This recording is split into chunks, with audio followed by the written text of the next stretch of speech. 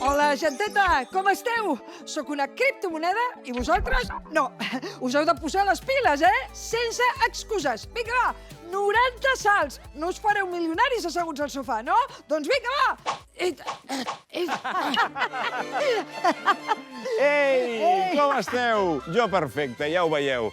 La veritat és que potser és l'última vegada que em veieu per la tele perquè estic a punt de fer-me molt i molt ric. Jo encara diria més, criptomilionari. Sí. Et cauran els criptodiners de les criptobutxaques. Per cert, criptoamiga, Sí. això quan es cobra?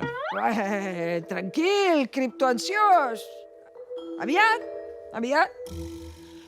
No et deixis enganyar. Atenció amb les inversions en criptomonedes. A veure, si algú et truca i t'insisteix «Ei, has d'invertir en criptomonedes, donen més bon rendiment que un compte bancari». Desconfia. Para atenció quan estiguis buscant inversions a internet. Et poden aparèixer opcions que semblen reals, però no, són estafes. Et demanaran les teves dades de contacte, t'enviaran missatges, et trucaran per telèfon. I què volen? Les teves dades bancàries i tenir control del teu compte i dels teus diners. Tu creus que algú insistiria gaire perquè et fessis ric? Home, molt bona persona hauria de ser. Ei, què passa, criptoamic? Encara ets pobre o ja ets ric? Que et porto el remei. Si vols felicitat, t'inverteix en mi i tema arreglat i... Si vols fer inversions, consulta un assessor financer.